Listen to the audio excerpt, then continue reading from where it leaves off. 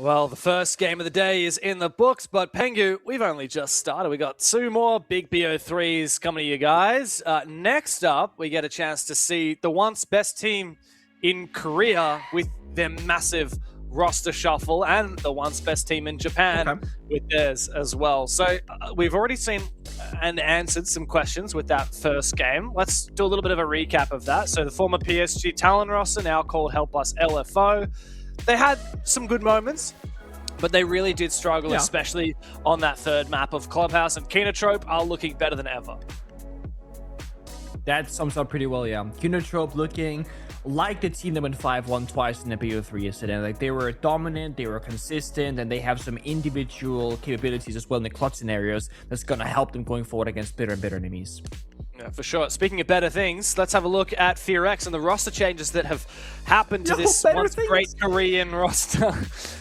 So huge changes right here for FEARX. Obviously, the longest time these guys were the #1 team in this region. They were the best team out of Korea for a long time. They had great performances internationally, and a year ago they made this super team, you know, with Woogie Man, Mephi, Rin, Coded, Good Boy, and of course the Brazilian coach Dark. Now the first change that was made was Dark moved off the coaching position. He now coaches for VP over in the EML. And these guys lost 4 of their core players. They brought in 4 new players. And man, I mean, it's a lot. Misa from PSG Talon, NL, who played for this old Troublemaker team, Rheumatic from Mia Gaming, and Stetzel, who's a fresh 19-year-old up-and-coming gunner that hasn't had a lot of performance experience at the Tier 1 level before. So these guys have taken a gamble on some lesser-known players. And I think it's making people unsurprisingly very cautious and not too optimistic about the future of this FEARX roster. I think it's a very hard team to gauge looking at this from like a neutral perspective. Just look at the players, right? Romantic was actually a player that was in PSG Talon with Misa back in the day, but was benched after a single stage due to various reasons, right?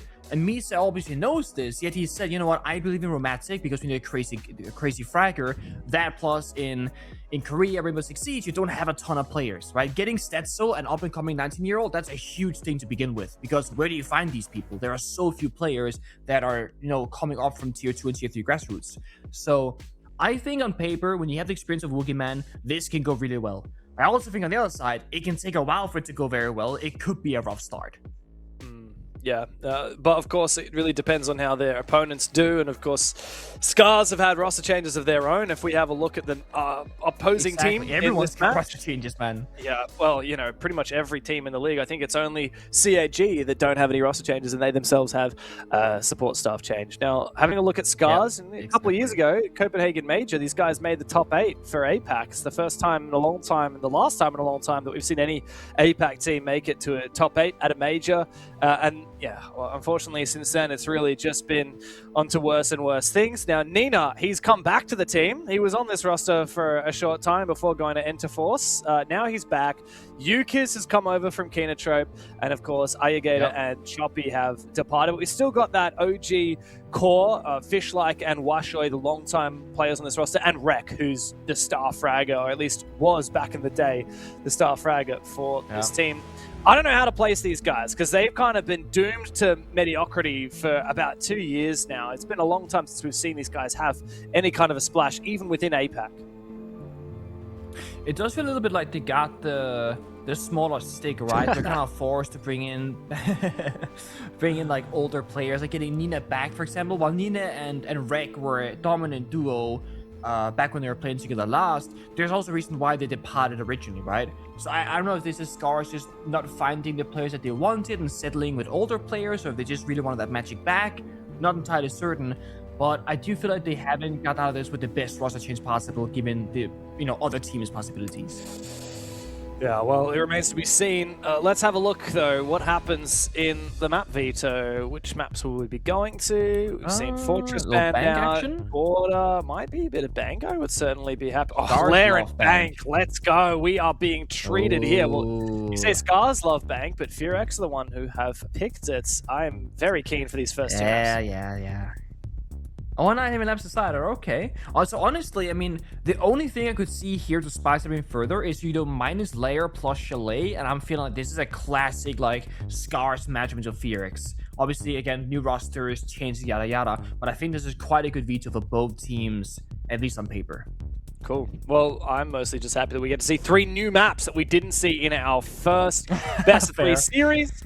And I love Lair, I love Bank. Nighthaven is a great map too, very iconic. Super keen to see what these teams are cooking up.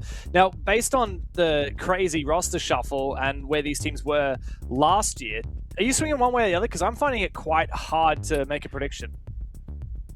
It's really hard to call, especially when one team has made 4 player changes. Like, are they going to be amazing? Are they going to be terrible? Are they going to be in the middle? I'm going to give a slight notch here towards BNK FEARX. I think they have a slight favoritism in my mind, especially with Bank and Lair. But I'm not going to say it's like decisive victory. Just like, I think they have that slight tiny advantage. Yeah, I don't know. For me, I just am pretty skeptical about this new FEARX roster.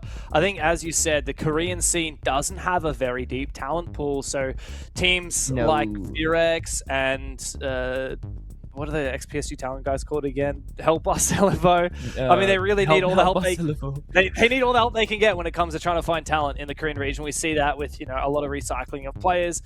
You mentioned Rheumatic coming to FEARX, reuniting with Misa after getting dropped in the PSG Talon days. I think that does give you a little bit of a clue. Yeah.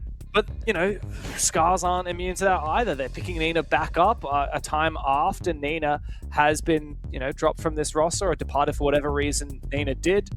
But yes, I don't know. I'm keen to see players like Stetzel. You know, that's the up-and-coming talent that you want to see, and they'll really be tested in this match. Can they perform when it's a big game? Yeah. It's a debut for a player can honestly make a world of a difference, right? For your confidence levels, especially if you have a banger start. But also, mind you, with confidence comes ego. And sometimes a player will have too good of a start for their own good. And it's like getting a bit of an ego, being like, I know it all, I'm better, my teammates aren't right when they critique me, etc. So having experienced people on your roster kind of like check you if you're doing too good and help you if you're not doing good enough can make all the difference for an up-and-coming rookie. So I'm really happy to see players coming in, and I hope Stetzel has a good start to his career. Name NL as well is a player I've seen kind of kicking around the Korean siege for a long time. I know obviously you were involved in PSG Talon for a while. Did you ever come across the name NL? Not from memory. Like maybe in a conversation, like the name was spitballed once, but it was never a consideration or a trial or anything on paper. So I'm not too familiar. And that's why I'm surprised of hearing Stetzel, because I didn't know this guy existed until now. Yeah, that name, again, also just sounds familiar to me. But so NL, I'm looking back at their Wikipedia page. Spear Gaming back in 2022, Team Viper back in 2022. Like, these are teams that I did cast, like, way back in the day in Korea Tier 2. So, you know, not necessarily like the creme de la creme, but yeah, some players that we've seen before in the Korean scene. And, you know, NL is not a newbie. This is not their first rodeo. I'm looking now at Stetzel. Stetzel doesn't even have a Wikipedia page, but yeah, from what I've heard, you know, 19 years old, very new to the pro level scene. Of course, not a name that we've seen thrown around. That's always an exciting prospect, though. You know, the unknown player that flies under the radar, makes their debut.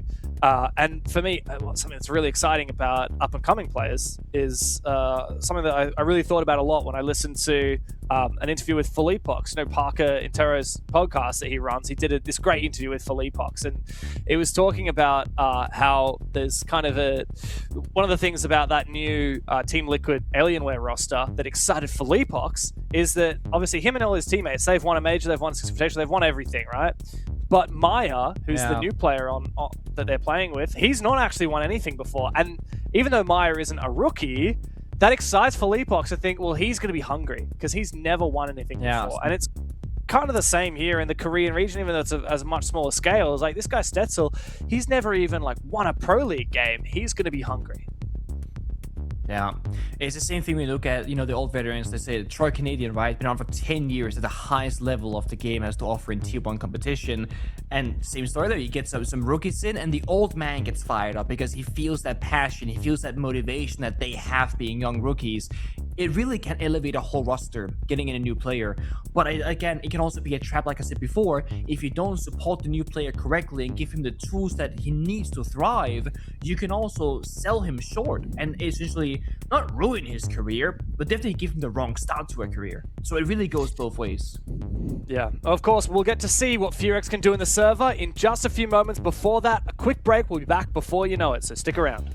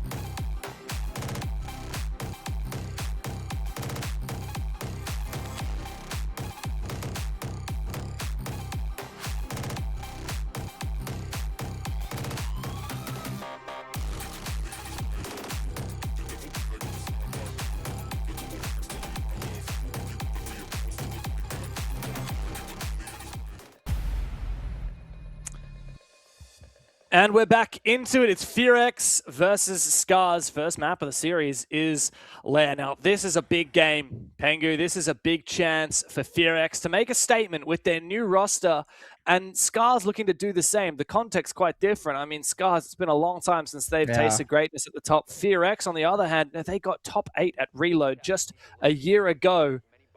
And a lot of people had high expectations of that former roster. Now, big changes. Can they do it better with 4 new players on the squad?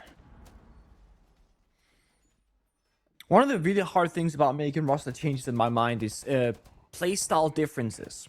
I feel like we've all watched BNK FEARX the last year or so and been like, okay, they play this way, they play these operators, they're known for this kind of thing.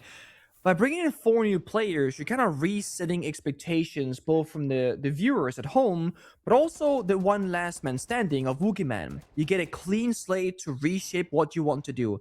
If you only bring in 1 or 2, or maybe even sometimes a 3rd player, you can just say, guys, this is the strat, you're replacing this player 1-to-1, you'll play his position, and instead of playing your own game that you're building together, you're kind of just trying to replace someone else who did it before you.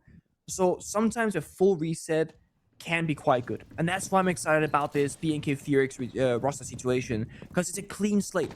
You know, you also have players like we spoke before, Stetzel and even Romantic, NL, who are less experienced and still newer to the pro scene, or haven't had a chance at a really big team necessarily. They're very shapeable. And that's where we look at Misa and Wookie as the more experienced players to help them get there.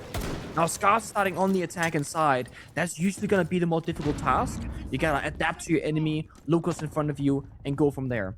And they've paired that up with the Kaid and Bandit Ban to make breaching that much easier around the building. They've done that without playing Hot Breach in the very first round. So, you know, they're going to go aggressive, they're going to be chaotic.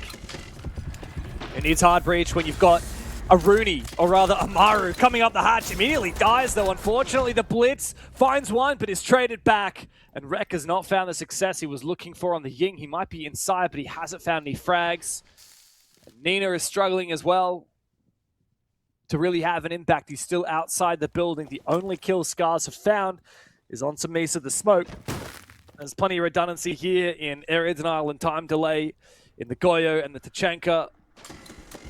It's not going to be easy for Nina to get back into this. He pops another E1D. Stetzel's just waiting from the other side. Yeah, you see the discipline. They're not going to swing the window. They're waiting for the sound cue. They have the crossfire. Again, BNK FEARX, yes, 4 new players, but that same old discipline of not throwing man advantages. Misa has also had this drilled into him for 2 years with PSG Talent and Fabian as a coach. He's saying, do not throw this round, play it correctly. wait for them to swing, then play together. Wreck on 1 HP, 2 smoke grenades, no candelas, and now injured and kill confirmed. So Nina left all alone. Nina is baiting. I mean, yeah, he's just baiting. Diffuser's down. Stetzel's got it. Swing him. Come on, Stetzel. Swing him. He's not swinging. Stetzel's got his first kill in Pro League, by the way. Woo! Imagine that's your first round ever in Pro League. You get rushed by Amuro, Blitz, Lion. But you win. Hopefully. Yeah. Here he goes. Is that? So a bit of a quiet start for SCARZ after they tried to do something a little bit crazy, but FEARX are looking pretty good to kick things off. Comfy for FEARX. Yeah. Though at least the one thing I will say, Nick, is I like seeing teams that are unafraid to go for an explosive execute. Yeah. And look, SCARZ might not delivered on a successful round, but they delivered on that. Yeah, it's a very big thing, right? You're either winning or losing that round within the first 5 seconds of the first gunfight. Because either Amuro or Blitz gets the entry and you steamroll from there, or Amuro and or Blitz gets shut down and the round is over because 2 people are outside the building. That is the nature of that kind of rush. High risk, high reward. You get the instant result in front of you, win or loss. Now, there are ways to make a rush easier to attain or obtain. For example, if you play that half breacher with the Kite and Bandit ban and just pop that external wall, maybe Amuro Ying Blitz Rush off the exothermic charge popping at the same time, you're adding more chaos, more angles, and more entries for the attackers. Because when nothing is happening on the map, no one is breaching, no one's going up through, no one's opening doors or windows, either your enemy is going to be AFK, or they're setting up for something cheeky. Now, you might not know what that kind of thing they're setting up for is. You're probably not expecting the armor at all, but you know something's wrong. And that's gonna make you start thinking, okay, what could they be doing? FEARX felt very prepared. They were all close by the bomb site. They had good crossfires, and they shut down all the rushes immediately, only losing a single body. So they obviously had a very good read on that situation. Yeah, that they did. That they did. Now, it's usually the Japanese teams that like to go for these explosive plays. I always think of KAG, SCARZ, and Kinotrope when I think about these teams that are just going Ying, Blitz, straight in the building. You know, we've droned it once. Yeah, well, I reckon we can pull this off, and then go. And I love to see it. It's something that is distinctly Japanese in Rainbow Six Siege. But the Koreans, they put a stop to it pretty easily. One crucial moment here or there, and it's done.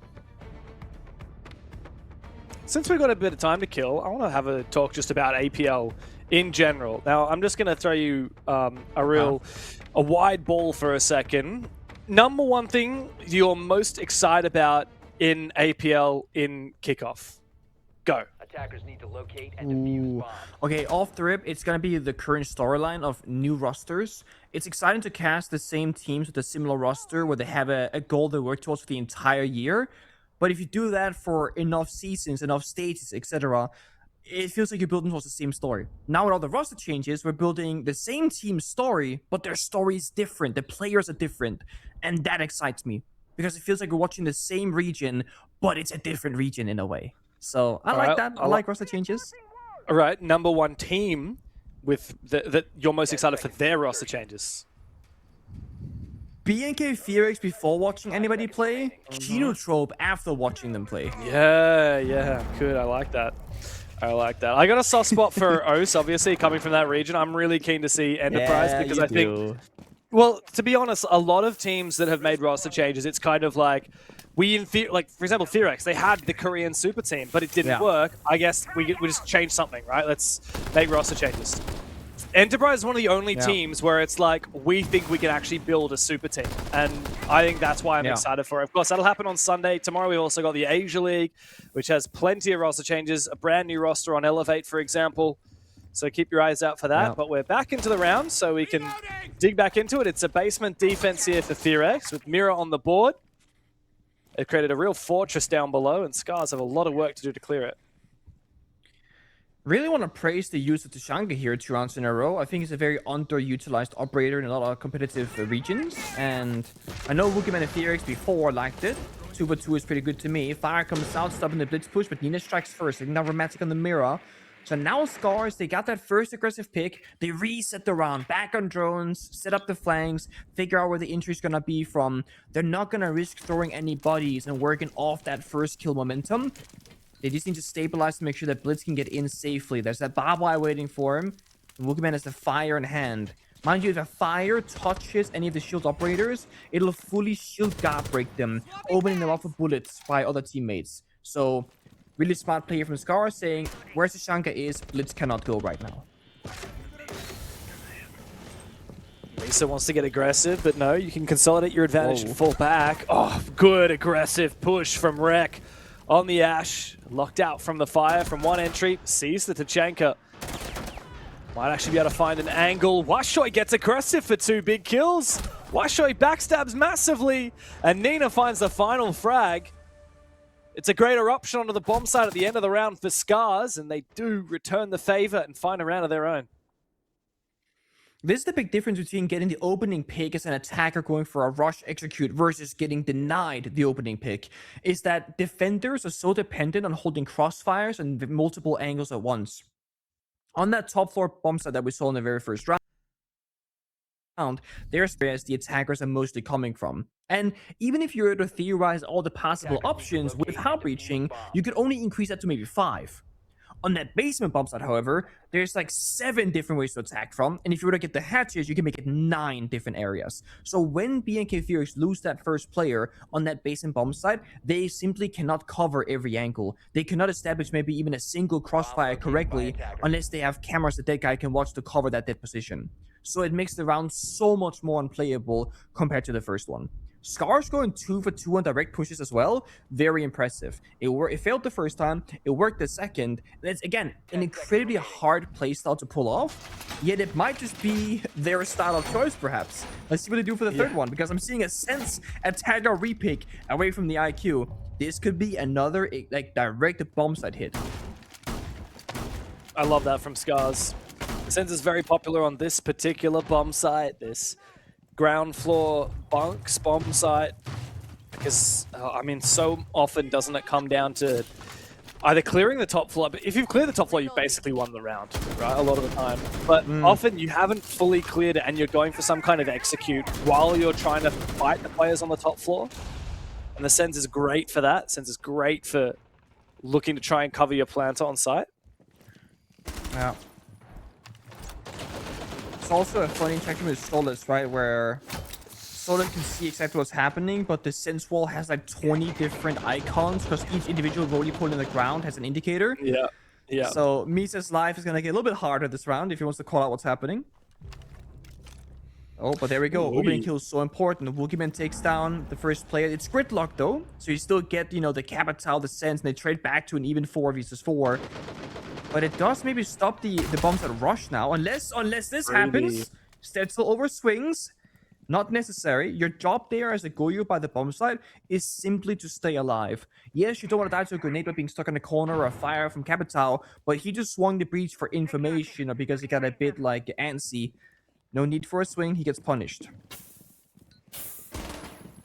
Aromatic has lost a lot of map control. With that barbed wire taken down, with the stairs player killed, that's NL. Does put him in a very awkward spot. He's now air jabbed off as well. Wookieman's going for an aggressive run out onto the player that was repelling, but doesn't find it. He was detected, and he's taken down. Wow, what to do now for Rheumatic and Misa? Try and hold on. Gonna have to get a pick somewhere. I mean, the plan can still be covered. The issue is they push upstairs while going for the bomb site attack beneath them. All they gotta do is get a kill above or a plant below. Either outcome, they will likely get a round victory. So right now, Rheumatic and Misa have to split the difference very effectively. One guy covered the flank upstairs, Misa solo denying the plant. But look at this, there's 2 separate backstabbers on top floor. If SCARZ time this push correctly, they'll be attacking from 3 different angles against only 2 defenders. One player is bound to get a kill. So the plan begins from the thermite. It's being seen by Misa, but upstairs, Washoy makes mincemeat out of him, and the second as well. Big double from SCARZ, and the round is confirmed. FEARX struggling for 2 defenses in a row. Yeah, and we see the gap right there, right? There's bound to be a gap somewhere. Either Washoy gets the kill on display window jumping in, or the plant goes down. It's pretty much either or, because Misa can't hold both Washoy and the guy planting beneath, and he can't spend too much time messing about with one or the other. So Misa instantly sprints over, instantly impacts the floor, dies to Washoy. And Misa sprinting in, fought Washoy for like a second or two on the window, then the plan probably gets confirmed. So there really is no winning if SCARZ plays that perfectly, which they did. Man, definitely a bit of a desperate attempt there for a run out. Had he gotten a kill though, it makes the round so much easier. But if he loses that gunfight, which he did, the round becomes practically impossible unless their enemy makes a huge mistake. Which SCARZ, they didn't. And they go 3 for 3 in terms of direct attacks. They're playing for minimal map control on the attacking side and simplifying it, and it's working quite well so far, I gotta say.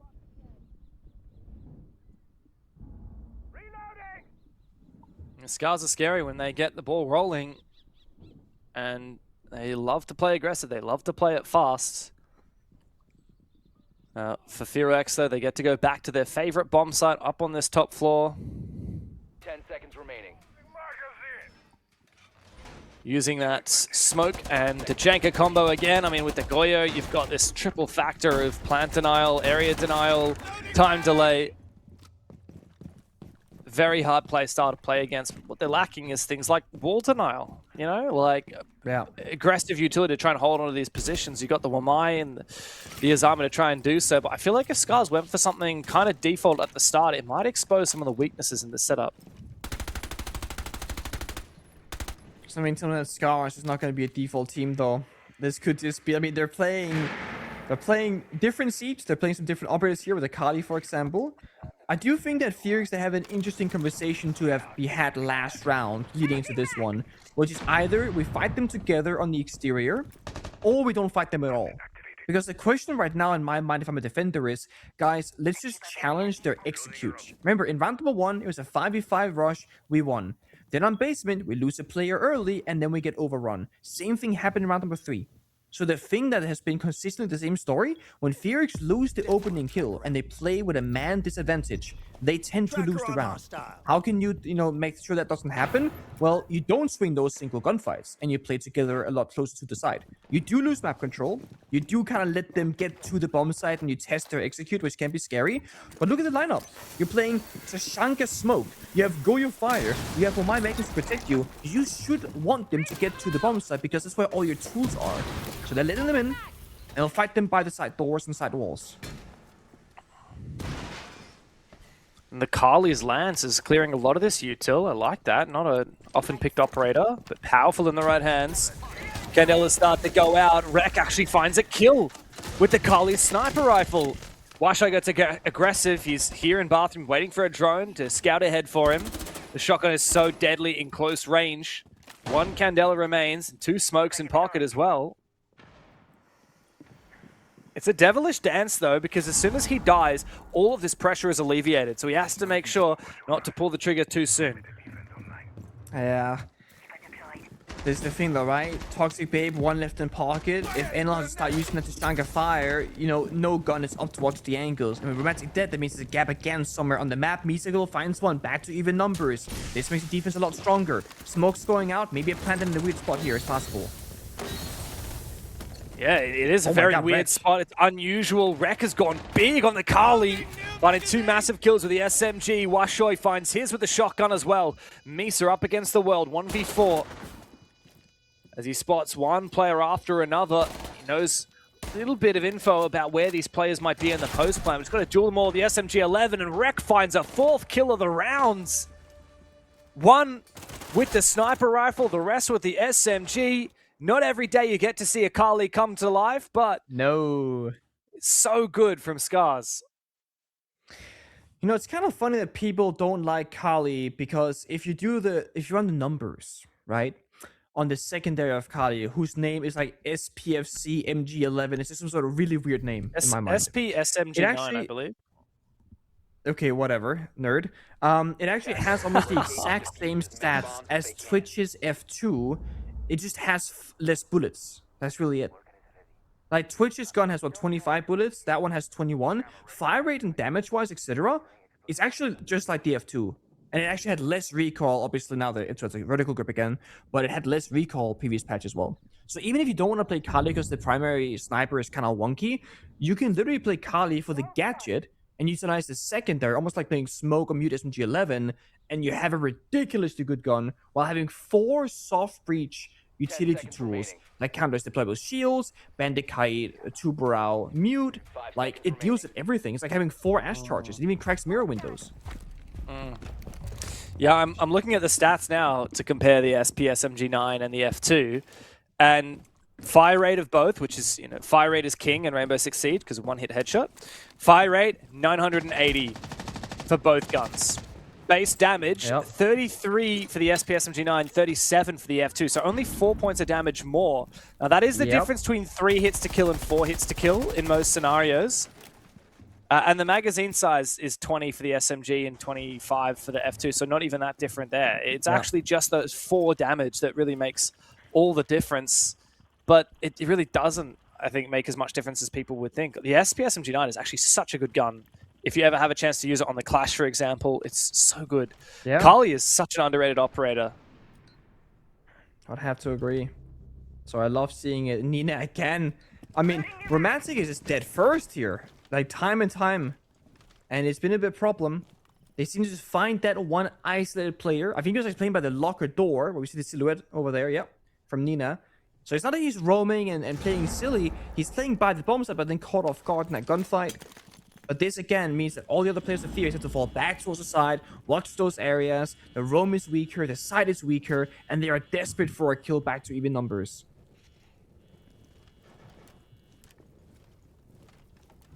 Osa Dino, or Fishlike, as you might know him as, I don't know why he's changed his name, is here on the Blackbeard, trying to make his way forward in lockers, scaling for info, waiting for Rek to march on forward. He takes a little bit of damage. I'm not sure where that shot's rung out.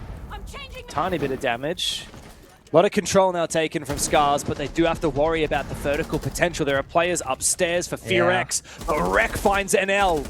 Upstairs, Rek cleans house on the ground floor, preventing all that verticality from coming to fruition for FEARX. Misa and Woogie have to get aggressive. They have to try and claw this back now, but SCARZ are locking them in place, locking them on the bomb site, and tightening the net. They can't even find them. Look, defenders are running around the building looking for a gunfight somewhere on the map, but SCARZ, they are not giving them any easy fights. It's a double swing. Rek good for a 3K, just down to Misa, finds 1. And a second. 1v5 into a 1v3, but the plan is going down. I don't know where his second shell is, if it's in a good position to use. Probably not at this juncture. The plant being confirmed and the shield still being up means that this is a nigh impossible task. The last impact goes out for Misa. He can't find the Blackbeard, and he certainly can't find Washoy. Another great round from SCARZ. They have taken this game. They've taken control with both hands, and they look to dominate here in the first half. 4 rounds of attack won in the first 5.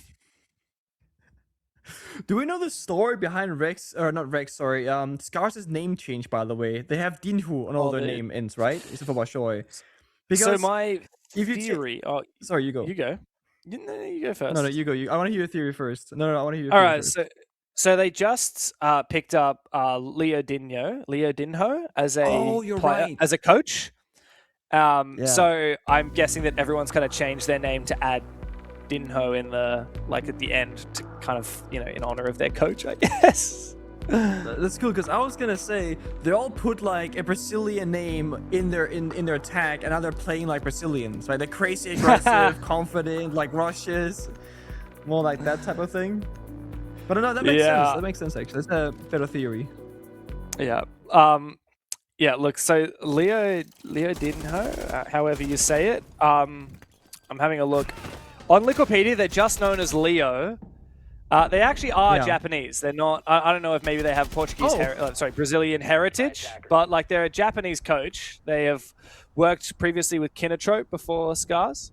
Yeah, I mean, according to Wikipedia, their nationality is, I don't know, maybe since their name is just Leo on Wikipedia, maybe the Dinho was added to them just at the same time as it was added to SCARZ. I don't know. I'd love to hear the lore. I'm going to have to ask them afterwards. We got to ask them. Yeah. totally. There's a story here, and I'd like to know. It's been a tech timeout though from BNK FEARX, and I think it came maybe even one round too late on paper, right? They're down 1-4, and they really gotta get this round on the board. And they've been struggling. It's really hard, honestly, to pick apart exactly what the issues are. It's in simple terms, they keep losing a body way too early. And mostly traumatic, but I think most people have taken their turn at this point. And how they fix that can be done in so many different ways. I feel like there is this other aspect though. They've been playing smoke to Shanka, doubling down on like area denial, plant denial. The plant isn't really what's happening in these rounds. It's gunfights, it's execute. Where is the information operator? Where are the trap operators that they either do damage, slow down the attackers, or give you information, right? It feels like being expecting SCARZ to play really basic Siege where they do the most default attacks ever, but they're doing the opposite. Right, SCARZ are playing, as you say, Brazilian Rainbow Six Siege right now, going for the fast, aggressive plays and not playing defaults at all. Neither it's a misread from FEARX or just expecting something else than what they're getting.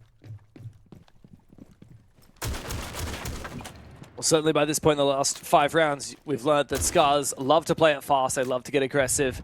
If FEARX aren't expecting it for the rest of this game, then that's really on them. You said it, they've taken their tactical timeout. Like we mentioned, oh, wait, there's a player hiding. It's Rheumatic.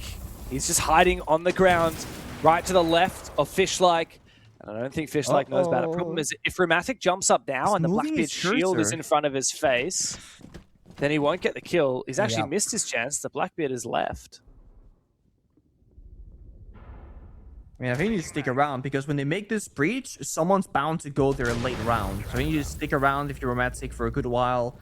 Maybe you'll get a freebie in 30-40 seconds from now.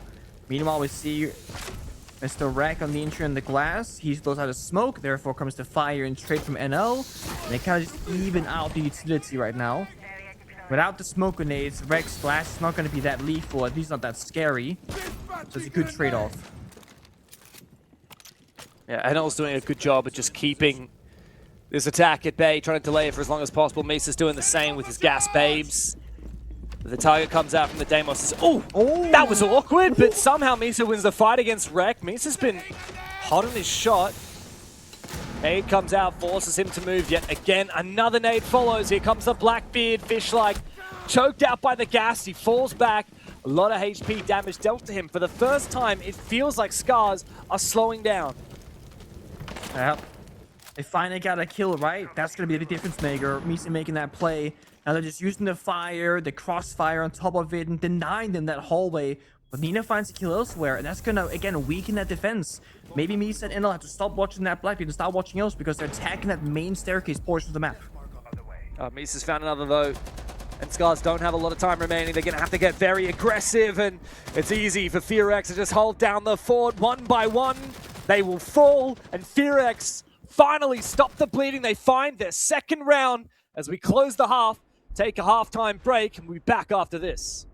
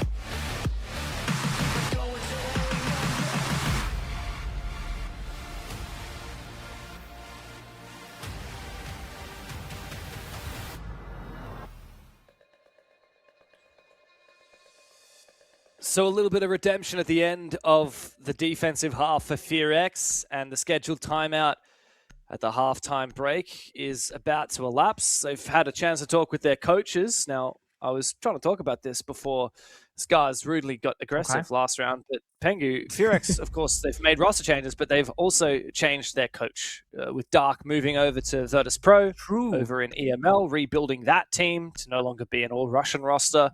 FEARX have now brought Nova back, re-promoted to coach after spending some time as an analyst. And I think, no shade to Nova, but that's quite a significant blow. Dark was regarded as a really fantastic coach, one of the best coaches in the APAC region. And of course, he brings that expertise over from Brazil. I mean, the benefit really is that when you've worked together with someone very closely for an extended period of time, you can absorb a lot of their knowledge and how they run things, and then take your own flair or spin on it, and make that work. And obviously, the benefit here is that Nova knows more about the culture, domestically in Korea, the language, etc. So you're going to remove some of the language barriers, perhaps, that of course will exist, the culture differences as well. Whether that's a good thing or a bad thing, time will tell. But I don't think it's really, of course, on paper, it's a downgrade. Dark is, as you said, a significant coaching figure in the APL region. But I also think it's a huge opportunity for the rest of the squad in Nova to get into their own shoes a little bit more. Because importing talent is great. But we don't want imported talent to be the sole reason why a region thrives or exists in the first place internationally, right? You know what I mean? Yeah. No, that's why we look at Weibo. It's like Weibo, sure that they now have Gohan, before that they had Meepy as the primary coach, etc. So of course they have some import influence as well. But Weibo's always been about keeping domestic player talent, if anything else, because I'm sure they could have gotten someone else and replaced a player if they really wanted to. But they've kept the domestic on players, so to speak. Oh, Nina. Very aggressive. Great shot. Goodbye to Woogie, man. The only player who has stayed on this FEARX roster since its last iteration is going to have to sit out the rest of this round. Great bit of aggression. Not often you see that from someone playing as Smoke, but it was well worth it for Nina. And now SCARZ, I mean, they can play passively because they have such a substantial early advantage. Not only is it the util gone, but also Woogie Man is clearly one of the primary droners. And the drones have been absolutely obliterated from this FEARX roster. So by my count, on the first half, FEARX, they got 2 opening picks and or trades, right? They got the first round rush and they got the last round victory. That's it. Which means they have 100% opening kill conversion, essentially. Whenever FEARX, they lose a body, they lose the round. That's how it's going. And yeah, I'm picking up what you put down. I can see it. Yeah, it certainly is. Rek has gotten massively aggressive over on Ops. He's found 2 kills with the Azami. And while Misa has finally finished off Fishlike, I don't think it's going to make much of a difference here for FEARX. Misa's going to have to go big here with the shotgun coming up the stairs. And Nina's hungry for more. See you later, Misa. Stetzel, the new young kid on the block, is going to have a monumental performance. And he won't even find Nina. Big 3-piece for Nina. And a 5th round for SCARZ. I'm getting flashbacks right now to back when I was saying how Nina and Rek, they were this god duo that were running down the enemies every single week in APL. It's happening again, James. It's literally happening again. They are running circles, running outdoors, going for crazy plays, swinging every single gunfight. You're giving them so much confidence, so much ego in the server, and you're not shutting it down. This is going to continue to happen on Lair, on Bank, on Night Even Labs if you go there, until you stop them from doing this. You get a 0-4. It's a 2-5 scoreline because Rek and Nina are just getting 3 kills average around. They're destroying FEARX with 2 people. Yeah, I love to see it. I always thought Rek and Nina were the best, players in Japan outside of anyone on CAG for the longest time. And it was kind of sad that Nina eventually left SCARZ to go to Enterforce 36, because I always thought that when Nina joined this once king roster in APAC that they'd be unstoppable. But well, this is a great first game back, 20 kills between them, only 8 kills for the rest of the team combined. UKID hasn't really needed to do anything as of yet. It's certainly a sight to see. And I think, whenever you make roster changes, when you just kind of go into a game like this and have individual players pop off, it is gonna feel really good because things are flowing, the round is pretty easy to go about it, you're not facing many obstacles, and your rushes are working. The only issue for SCARZ, let's say they're super dominant in this entire game, right? They're not going to get fully tested. So going to future playdays and BO3s, they might not have the weaknesses exposed as early to themselves, and that could cost them long term. So if you're SCARZ, you kind of want FEARX to test you a bit more. UK gets his first kill. He's now 1-4. C4 turns out towards the blitz of NL. Gonna be forced on back by the hash drop, but it's not open yet. Hello, he's stuck in the corner. Oh my god. UKID can get completely abused. Does find one kill before he's finally taken down. It cost FEARX a lot of effort, but they finally clear out that position. NL's low HP though, which means it's going to be extra vulnerable in the late round. There's a lot of tick damage on SCARZ that will make things difficult. Between Rek with the Goyo, of course, the smoke with the gas, and the lasers, the tripwires, any of those hitting NL, and it won't be a fun time to be playing Blitz. But at least FEARX were able to trade out that initial kill. You gotta look at it with the positives. 1-for-1 is not bad, it's not the end of the world, but, you know, Yuki could have almost gotten 3 kills there. If that shotgun bullet connects on either Blitz or the player behind him, I think it was Mies on the sledge, you get literally both kills. And then the round is over. So it's a bit of a struggle. Good effort there. Also, decently fast roam clear on the building. I think they recognize that SCARZ have all fallen back towards the bomb side of basement. The Nari laser takes NL down to such a low threshold now that he has to respect every single step here on the staircase, because you can put the Nari lasers in the little corners of every single step, and one more laser will injure him. So he has to be very cautious. Rek has 2 impact grenades in pocket. There are 3 toxic babes and also echo stuns. The odds of this blitz sliding, yeah, it's no. Big moment there with the shotgun. Can't find another one for Rek though, as Woogieman finally shuts him down. Yeah, a little bit of an overswing. Does bring it back into a 3-on-3, which is very redeemable here for FEARX. Especially after hacking those cameras, it means that those yokais are going to be feeding info to the attack, just like they'll feed info to the defense. 17 seconds though, it's time to pop those Goyo fires. It's time to throw the last of your gas. It's time to prevent this eventual execute. Now, Washoi, he can always deny the plant in the late round, but Rheumatic and NL will be able to call to the team where those yokais are. Woogieman's found one. Washoi cannot afford to be on his cameras, but the plant is going down from Woogieman. Washoi's going to be able to... It doesn't stick to the roof! He's not going to be able to deny the plant, but Stetzel's down. Woogieman has to fall. And Fishlike will find both of the kills. SCARZ might not have managed to get it done with the yokai, but he did get it done with the gun at the end of the day. And so SCARZ, they got map point. Oh my god. I think I know what happened with the Echo drone, because he saw his frustration. He was like, something's not right. He pinged the ceiling, goes in his camera and tries it again. Essentially, when you're attaching to like the corner of an edge, so essentially the ventilation system is beneath the ceiling. If you clip the edge of the ventilation unit, only like a corner of your drone hits it.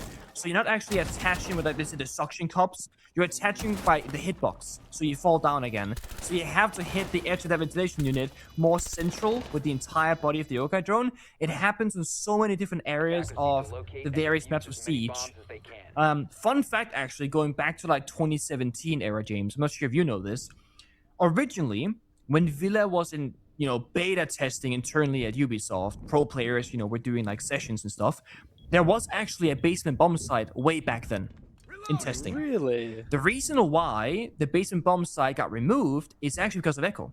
Because the yokai drones cannot attach to the curved ceiling beams on the basement bomb site, which is every single bomb site. So they thought, if we make this Villa basement bomb site, with Echo being like a very dominant operator and whatnot, we're kind of making it unplayable, and that feels bad. So we're gonna scrap the basement for now and release it as is released today. That's so interesting. I had no idea. Testing it. Yeah, I never played Villa in playtesting. That's a great bit of lore there. I love that. But yeah, you're right. I mean, it's frustrating because as an Echo, like when you're droning, you can't really tell quickly or easily if you're going to stick when you go to press spacebar. Exactly. You can't look directly above you like that. But yeah, you need at the end of the day, like a rear mirror. But instead of being a rear, it's a top mirror. So you see like what's above you, Well, you know with Scopos how it'll tell you before you like click the like transport button. It'll tell you if you can.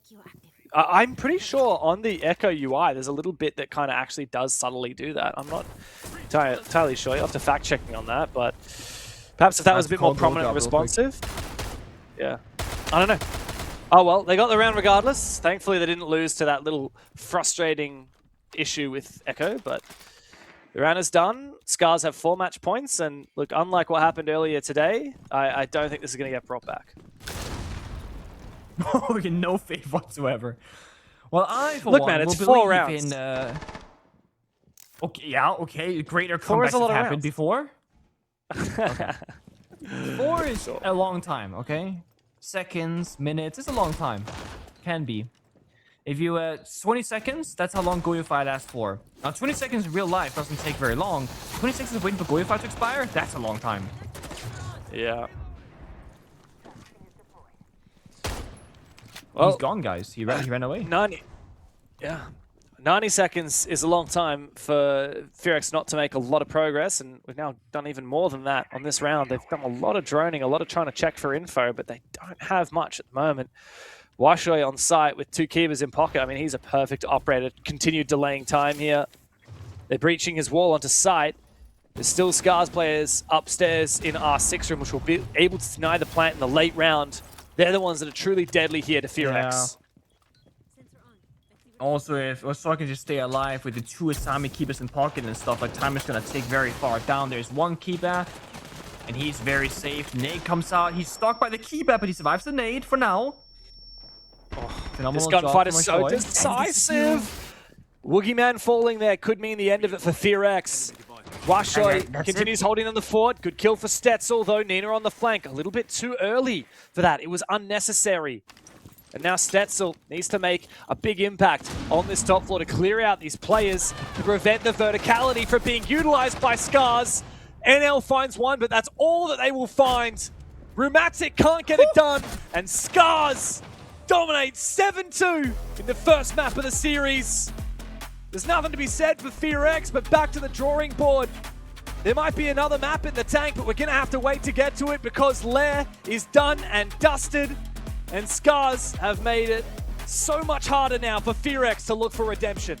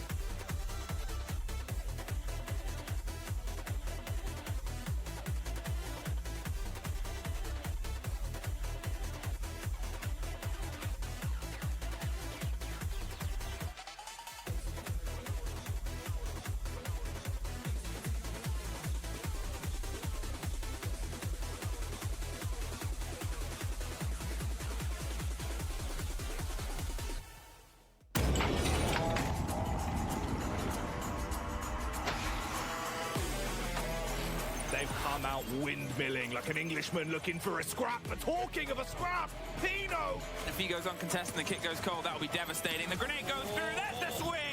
Cyber and Bullet are able to get one apiece with the kit so far away, and Canadian down upstairs. Cyber, wow, that was special. It's a 1 versus 3 to hold, and they're pushing him from behind. He's found one. He's got to get the vertical as well. They get pulled off Tim. We're down to the last 3 or 4 seconds. Ryder's got another. He's held on. He's going to do it. And PSG take the 2-1 win. Both players spotted, but the res can be made successfully. Oh! Got another one for Solotov. Information from the bees. He goes deep. Shotgun. W7s! They cement themselves as one of the greatest of all time.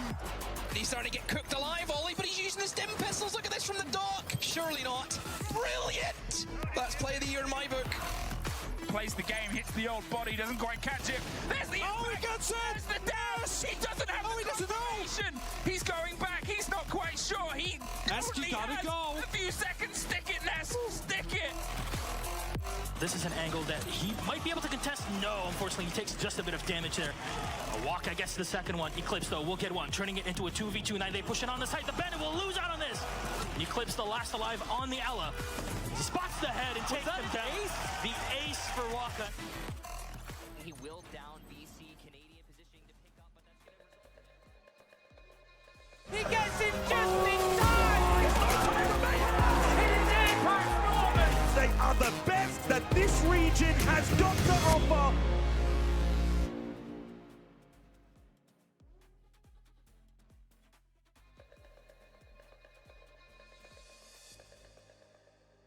Pack North was what a FEARX going to look like after changing 4 of the 5 players on their lineup. And if map 1 is anything to go by, the answer is not good. SCARZ absolutely demolished FEARX. 7-2 on Lair to kick the series off. Pengu, not a great start from FEARX, but a good time to be a fan of Japanese Siege. Kinotrope getting it across the line and looking fiery, doing so in the first. SCARZ now looking hot too. Did SCARZ win that game, or did Nina and Rek win that game? That's what I'm wondering, because it felt like a 2-man show from what I was watching, okay? They were getting 3 kills every single round, running over FEARX, making it way too easy. What happens when their star players don't shine no more, James? What happens then? That's a good question, but we aren't going to have to talk about that if it doesn't happen. And at this rate, I'm not convinced that it's going to happen. I think Rek and Nina are going to continue farming. And yeah, I mean, I think they are too. It'll be impressive if they can show up what Ayagator did in the series earlier today. Broke, I think, 30 kills across the 3 maps. Remains to be seen if either of these players will be able to do the same. But look, they might not even get the chance to. I don't know if FEARX is going to push them hard enough to let us have that many rounds. Nina, though, looks so confident. This was a real highlight moment for me. Sprinting outside on the smoke to try and take out the player on the drone. It was massive. This was also a good almost moment from Yukiz. If he didn't have to cock the shotgun, he would have actually found the blitz there as well. I'm kind of surprised that he barely did any damage to the ram with that last shotgun shell, where it like barely touched the operator when I thought I was gonna almost kill them, right? But SCARZ, like I said before, the only real weakness of being this dominant and how they're being so dominant is if they don't get tested today, they'll have to wait to get tested to the next matchup. And there comes a point where they've just been so dominant that they haven't been able to work on their weaknesses, because what are our weaknesses? Which is destroying the enemies, right? So I do want to see a couple of rounds now where FEARX can kind of challenge them a bit more, and then let SCARZ also learn from that. Well, next map up is Bank, one of my favorites. We got to see a good Lair, which, you know, it's always a privilege, especially when you get to see Ying and Blitz on Lair. But Bank, very different map. Much bigger, much more wide open spaces. A lot of different ways that you can play the top floor bomb site or the middle floor bomb sites. But the basement is very unique, right? Bank basement, it kind of plays out like very few other bomb sites in Siege, and I want to see in the current evolution of the meta how these teams are going to go about roaming or anchoring or plant denial. So FEARX, it's their chance to get back into the series. Will we go to Nighthaven Labs as a third, or will it finish here on Bank? SCARZ certainly know what they're going to be gunning to do, and it's to dominate just like they did on the first map. Let's get into it. It's FEARX versus SCARZ on Bank. Now, there is one thing that you know about this roster of SCARZ. Back when they had Nina and Rek the last time, when they were playing domestically just in Japan, they were unbeatable on Bank whenever I was watching them. Like, they were literally on the attacking side, storming in the building, taking opening kill, clearing open area, taking main stage control like no one else. And most teams in Japan were basically permabanted up against them at that point. It's gone through here, picked by BNK FEARX themselves, which does make for a bit of a scary case. Because if this is going to be that same similar performance, FEARX will have a difficult time up against them. And FEARX, you know, before all these 4 roster changes with this new roster, they were a very solid, strategical, fundamental-oriented team. And the way we just saw FEARX defend on Lair was that same kind of playstyle. You know, playing for plant denial, playing utility, playing crossfires. It was pretty good. But they fell short. They got overpowered in the gunfighting area by SCARZ. Bank is a similar map where it's all about playing strategically sound, but if you can't win your gunfights against the roamers, you're not going to get to execute once at all. So we gotta see FEARX be a little bit sharper in the early stage of these rounds, get successful roam clears, so that they can play the strongest area of their attack, the bomb site portion. But that is, as I said, the very final portion of a Bank, the last 30 seconds. They have to shine the first 230. It's funny when you look back and you think, oh, how are these teams going to perform on this map? You're talking about historical, evidence for SCARZ.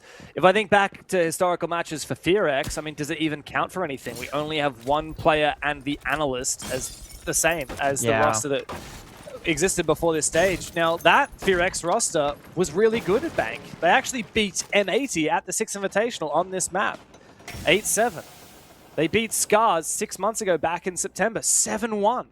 Right, but a very new FEARX and a slightly new SCARZ surely will lead us to a very different result. This is a classic Nina spot, like I said, playing aggressive by the main stairs. Playing an open area. The thing for SCARZ right now defending is, where do we draw the line? Do we want to drop down those hatches and fall back when we've killed 5 drones? Is it when we've burned, 1 minute 30 seconds? Is it once we get a kill? There's many different factors that different teams will have as the sign of, okay, guys, we've gotten enough value. Because this open area hold, you're not gonna finish the round here. You will either die or fall back. 1 minute 50, they start falling back downstairs. Fun thing here is, Rek, who actually is playing Goyo, is staying above a bit longer. Because you can have 4 T-Bus in pocket that has to be spent by the bomb side. Rek only has 1 Goyo canister, so he can stick around for a bit longer himself. Now he dropped as well. So 1 minute 30, that's like the clear cut. Nina has no pressure inside of elevator on first floor, so he's going to stick out for longer. The second he gets pressured, he's probably going to drop down. There it is. That's a bullet. He drops down. Yep. Perfect timing. Easy. That's exactly how you want to play it. This is min-maxing the timing as much as possible. Nobody's risking a death. But there is no hold on the blue stairs, no hold in server, so I'll allow FEARX to expedite the process a little bit. But at the moment, they're poising more for a rear push. NL's going to breach open that vault hatch into gold.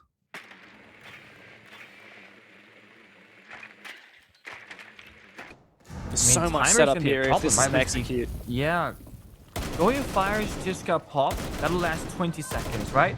So FEARX will have maybe 21 seconds left before the fire truly evaporates. And you're going to have 3 toxic babes, 20 fires from the Tishanga. It feels like a plan is not going to be possible unless you go the chaotic route. Sense everything, flashbang, drop the hatches, create chaos, make sure Shang can use his gadget, and maybe get a plant. Or you get a kill to Mina right before they execute. Here we go, though.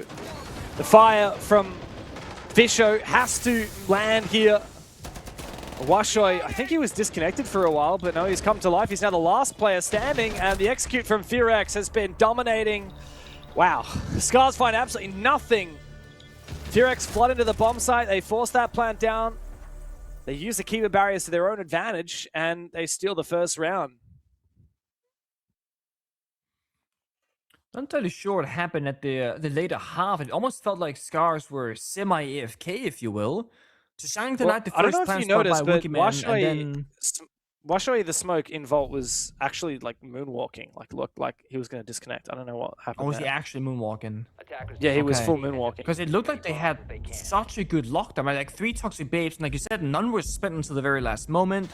It could have been that maybe Washoi was not fully there in the server. I'm not entirely certain, but it did seem like they were giving a little bit too much space, allowing them to like walk into the A-bomb side, drop down the hatches, saying, guys, 20 seconds, just plant denial, plant denial, plant denial. They weren't really fighting back, which is so unlike what we saw from SCARZ on Lair, where all they did was fighting back. So a bit uncharacteristic, but I don't think too much to analyze, because I don't think it's going to happen again. Yeah, this round they're going to do something quite different. We'll go to the top floor firstly, but we'll also bring the Clash from Rec, which is, as we know from our series earlier today, very difficult to deal with if you're not careful, especially if you want to play the shields. Now, FEARX haven't really shown us a lot of intention to play shields, at least in these first 2 rounds of Bank. But even if you're just going for an execute on the back of something like your Ying, your Lion, and your Dokkaebi, then yeah, it will be challenging while the Clash is up. And we've got Fishlike back on the Echo as well. It's going to be very good for denying plant in the late round.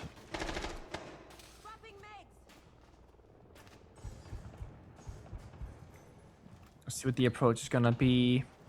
Definitely some more limited tools here from FEARX compared to last round. Only really working off the Ying explosiveness. Dokkaebi is an excellent operator in most attacking rounds, but for this particular one, it's a lot about the window repels and walking up a staircase. I don't think a Dokkaebi call is going to give you too much value, but it will darken the map so that those yokai drones will not be effective for a few seconds. If you time that correctly with the push, that can of course be a difference maker, but there's still going to be the Clash, which you cannot really deal with. There's still going to be Warden, who you can't flash the smoke by the Ying. So it feels like SCARZ have, again, pretty good counter tools for this potential attack. FEARX, I think it comes down to a simple aspect here of getting a successful intro kill like the previous round. Get the opening, play the round 5v4, because in even numbers, I think SCARZ have this one favored. The drone work's been good though. They've got a lot of information. They've also exposed a lot of these positions by breaching these walls, taking out the Kiba barriers. Woogie now sees Nina. Now, Woogie crucially opened up the Kanto walls as well at the top of the elevators, and that just further exposes the positions of SCARZ.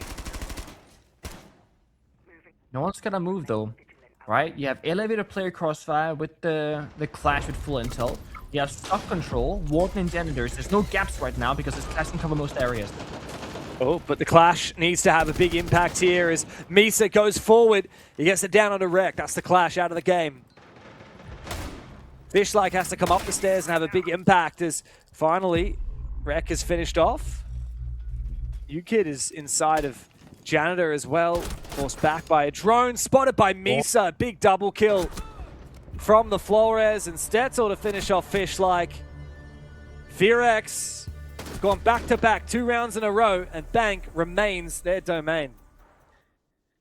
SCARZ having a little bit desync there in the first 2 rounds. First, it was a smoke gonna be a Washoi in the basement, and now it was Fishlike who was playing in elevator, having a crossfire with the Clash, and then Fishlike dropped down the hatch the same moment that Clash goes for a white swing. So one person is fighting, the other person is falling back. If you both swing or you both fall back, you actually come out of that in a net positive. But because you do 2 different plays and the Clash lost the 50-50 gunfight, well, the Clash will die, you lose top elevator control, and now Echo is last alive stuck on main stairs, which has no win condition. So again, it does seem like maybe it's a case of Nina, Reg having a very fighting-oriented playstyle, because that was Reg playing the Clash, I believe, where the other players, you know, because they didn't get to have much action on Lair, they play a more like, let's play fallback and play like strategy together. And both styles are great styles of Siege, but they're great when you work them in sync with other people. They're not great when half the team wants to go forward and half the team wants to go backwards, and you're just putting each other in the wrong direction. So I do want to see them sync up a little bit more. Bank is a map where you can get punished very easily if you're not in tune with each other, because you need everyone to help everybody else. You can't solo play Bank very effectively because the map is so big with so many angles. I was playing a bunch of ranks yesterday, and the Bank games were some of the hardest. There's always players, you know, repelling every single window. They're breaching all these long angles, and the attackers have got those ACOGs, you know, and the 2 defenders have well, I guess 4 defenders have ACOGs if you count the slug shotties. No automatic weapons have ACOGs on the defense, and yeah, I mean, it's just so tough. You're always having to contest these long fights. But on the other hand, when you're attacking, it's hard because Bank is so big and defenders could be everywhere. Nina is all the way on the top floor. He's got the ability to jump up hatches being the RX. So it's up to FEARX to try and prevent these roamers from rotating. The gridlock comes into play to help with that. It's a 10-year-old tale, right? ACOG versus no ACOG, Blitz rushing the building, C4 bait below is pretty good. That's more of an in-sync play, actually. Wow. But then we see Nina overstepping. So the C4 below dropped the hatch. Nina one swings, not once, but twice he swings the Blitz. W. Boogeyman gets so much value, right? He forces back a player, baits out a C4, and gets a kill. I mean, that is job done for Woogie. And he wants more. He got 2 smoke grenades and the case on the Blitz. He can now either continue being the entry, getting map control, or he can start playing full support, hopping on flank drones and entry droning, and then only start playing the game again as a character once he's needed for a plan attempt. So Boogeyman has that option to make, or that choice to make rather. He is on a single point of health for Boogeyman, so be careful now. A single goo mine, and he will get injured. It's hard though for SCARZ. Because of this bomb site, the nature of it, it's just so exposed, right? You can't play on the bomb site, you're vulnerable to the vert. You can't play around the bomb site because you're vulnerable to angles like this here from NL, who's breached open the E1 wall. He's got deep angles all the way towards open area, and now Stetzel finding you, kid. This should be a free plant here for Woogie. In amongst the smokes, it's up to Fishlike to try and deny it. He does have a Yokai drone in Tellers. He does deny it for the first time, but the IQ actually finds that Yokai drone, takes him down. Good shot though from Fishlike, and a second one to be found as well. 2v2 in the post plant. Hold the phone, because there's a very good chance here that SCARZ could get this done. Gotta pay for kills now. Plan is no longer possible. They like at least one player, but Reckon and Osa playing close together. And the first kill has been found. Misa completely caught off guard. I didn't realize the plant didn't go down. I thought it was confirmed, but no, not to be. And now Stetzel's in a 1v2. There's absolutely no way he is going to win. FEARX had that round dead to rights, and SCARZ pried it out of their cold, dead hands. Oh boy. That was a round that was so well played, especially by Boogeyman. And Boogeyman in the end just dies while trying to plant. So the echo stalls for enough time. And we actually saw a pretty beautiful thing about Siege, which is when you're trying to play the game correctly, when versus when you're playing to survive. You know, they're all playing far back on defense, using their echo drones to deny the planter. And then both the Yokais get shot by IQ eventually. And then Echo just full swings the guy repelling Lobby, pretty much first bullet headshots him, flanks Lobby, gets a second kill, and then Boogeyman dies through a smoke bang off screen right here, with about a second left on the planter. So everything works out. And it's like, they could have just done it to begin with, right? Well, no, because you're not gonna get yourself into that state of mind where that play makes sense until it does. When you have the Yokais, when you got whatever you need, you don't have to make a hero play. The second Yokai dies, they go, guys, hero play time. Let's swing. Let's go. It's our only option. And they make it work so well. Very in sync. Very in sync. They're going to keep throwing curveballs, though, the way of FEARX. Not only by going to Teller's bomb site, Teller's and Archives last round over Kitchen open area, which is much more favored. But, I mean, look here. We've got the Scopos brought to the table by UKid. He's got... Oh, he's actually found a drone as well, pre-placed up in exec. I expect he'll keep one of his shells upstairs and then one on the bomb site, try and roam for as long as possible, and then look to just teleport back to site. He's going to be aided on that roam as well with some information from Washoe's Valkyrie cameras. Also, patch notes, right? Small buff to Nuke, actually. Happened yesterday, the day before.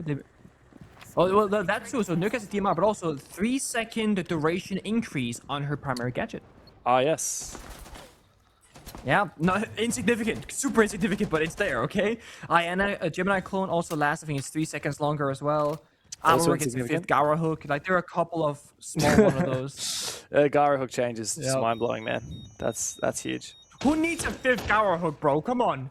Is the 4 plenty? Maybe I've not never if used all you're. 5 personally. I mean, yeah, if you're going for a concert CEO exec, maybe you'll use all 5 if you're lucky. But Yeah, that's the one case I can think of. Yeah. Not normally, you know, I use one Gara hook and then I die and the round is over. I only need that's how one. most people play Amara as well. Yeah.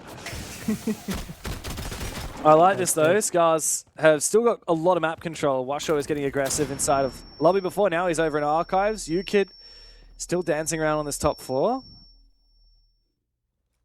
Oh, he's right around the corner from the buck. The flash is going to be... No, it missed! But Misa finds him anyway. Flashbang didn't land, but the shots do. And the Scopus is not able to retreat back to site safely. Washoik does not have the luxury of teleporting. He's going to have to make his way back manually.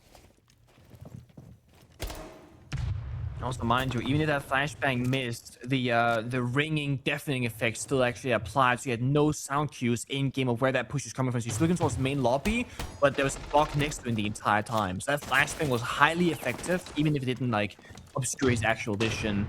Great team play there from BNK FEARX and a good roam clear. UKid could have TP'd away arguably, but opted not to. Thought he was a lot safer than he was. This is SCARZ losing a lot of their win cons, right? They have less plant denial, they have less things in general, and they've lost the body. They also have a deployable shield in the pocket of Wreck, getting put down inside the garage right now to hold that late round, because they know Nuke was in server earlier, so they're expecting that Nuke flank at some point. But the thing is, Nuke is opposite side of the map, back where the round started, in server. Now they know at least. But they can open up the default plant spot, and there's only Tachanka 5, there's not even a Valkyrie C4. So a plant should be highly possible for this one. Yes, it should. But 25 seconds doesn't give them a lot of time to try and execute. No. So FEARX with a numbers advantage, where do they go from?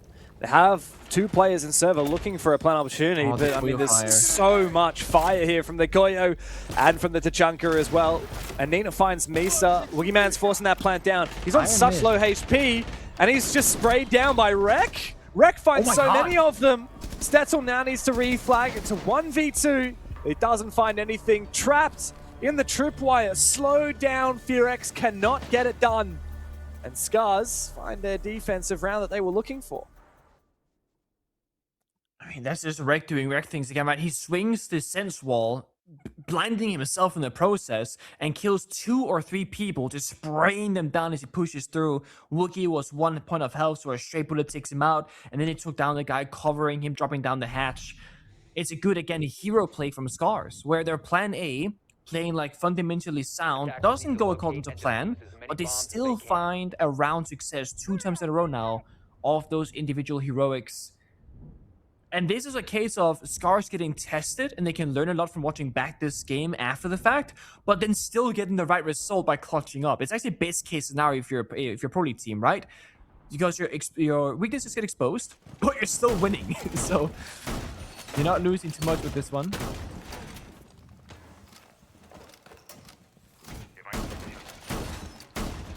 We got 2 more rounds on the half for SCARZ on this defense. Now, Nick, the ever-going conversation, defensive or attacker-favored? Bank typically falls onto the attacker-favored side of things, right? So really it's on FEARX to do, you know, the majority of the work in this half to try and get themselves to a 4-2 split, which isn't looking particularly likely. You never know. Of course, it's just 2 rounds of the basement that SCARZ have won.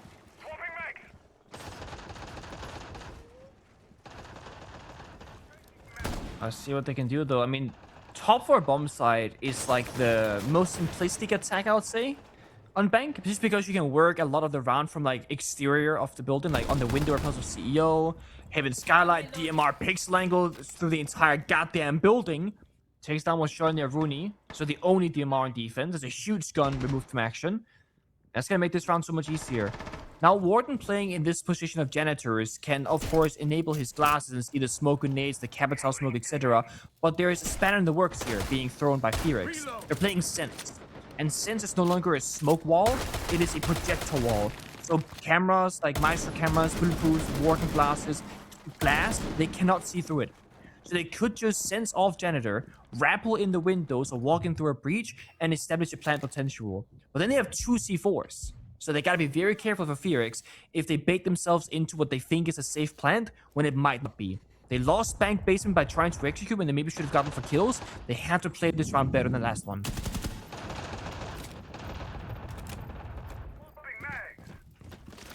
Where does Fish like use the Clash? So that's going to be a constant question. You need to keep that perceived pressure up, right?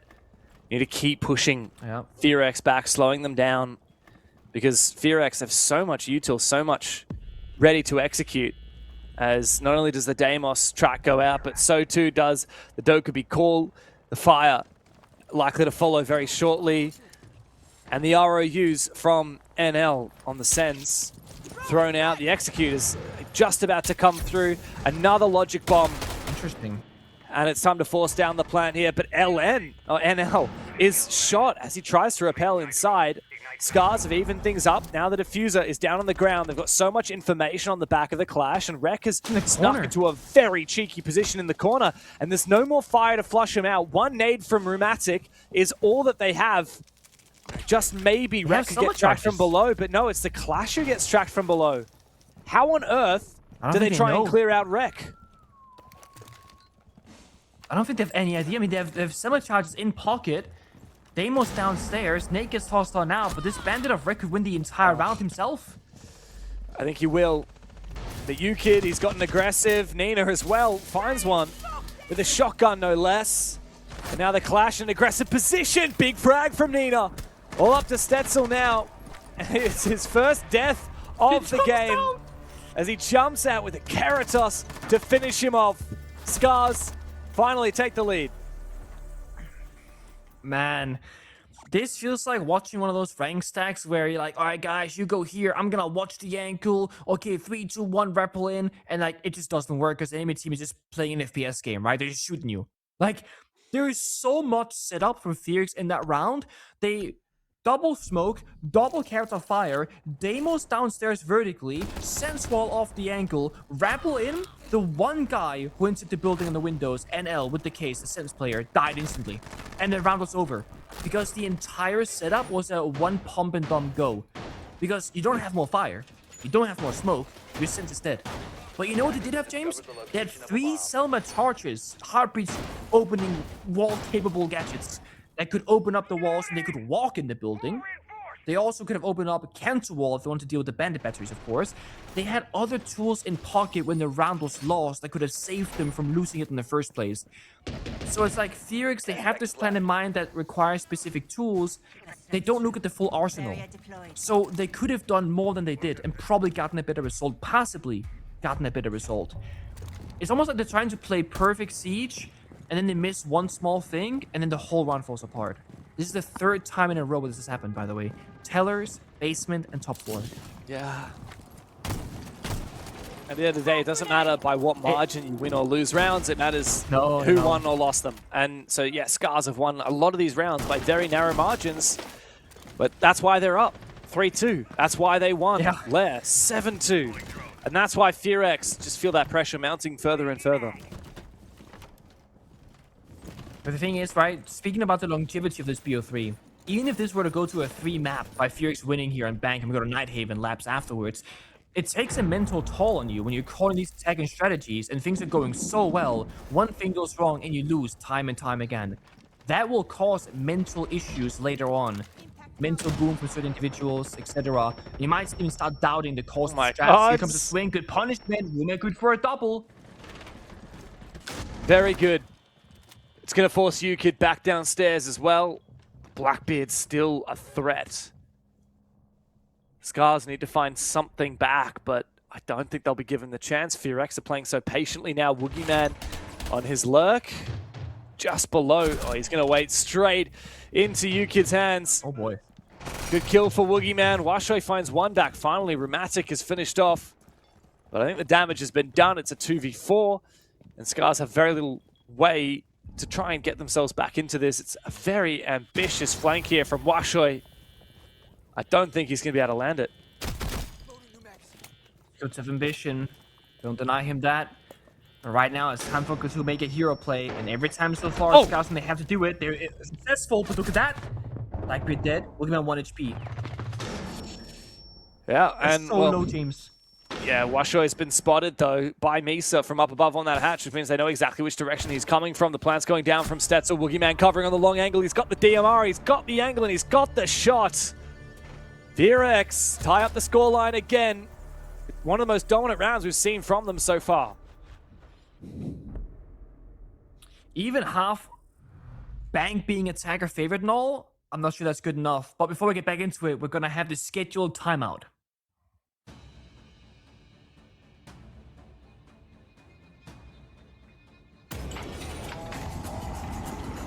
I think They've come out windmilling like an Englishman looking for a scrap. But talking of a scrap, Pino! If he goes uncontested and the kick goes cold, that will be devastating. The grenade goes through, that's the swing! Cyber and Bullet are able to get one apiece with the kit so far away, and Canadian down upstairs. Cyber, wow, that was special. It's a 1 versus 3 to hold, and they're pushing him from behind. He's found one. He's got to get the vertical as well. They get pulled off him. We're down to the last 3 or 4 seconds. Ryder's got another. He's held on. He's going to do it. And PSG take the 2-1 win. Both players spotted, but the res can be made successfully. Oh! Got another one for Solotov. Information from the bees. He goes in. Shotgun. Sevens! They cement themselves as one of the greatest of all time. He's starting to get cooked alive, Ollie, but he's using the stim pistols. Look at this from the dock. Surely not. Brilliant! That's play of the year in my book. Plays the game, hits the old body, doesn't quite catch it. There's the Oh, impact. he gets it! There's the dash! He doesn't have the he doesn't know! confirmation. He's going back, he's not quite sure. He Nesk, you only gotta has go. a few seconds. Stick it, Nesk, stick it! This is an angle that he might be able to contest. No, unfortunately, he takes just a bit of damage there. A walk, I guess, to the second one. Eclipse, though, will get one, turning it into a 2v2. Now they push it on the side. The Bandit will lose out on this. And Eclipse, the last alive on the Ella. He spots the head and takes him down. The ace for Waka. He will down VC, Canadian positioning to pick up, but that's going to result in a double nade from Vertical. That's 4 for him in the round. Necrox, the final defender against Vertical, the ace, absolute domination. You believe in magic, Michael. Team 1 does as they win the Mexico Major.